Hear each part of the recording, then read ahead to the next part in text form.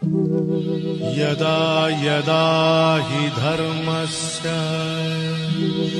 ग्लानिर्भवति भारत अभ्युत्थानमधर्मस्य तदात्मानं सृजाम्यहम् परित्राणाय साधूनां विनाशाय च दुष्कृतां धर्म संस्थापनार्थाय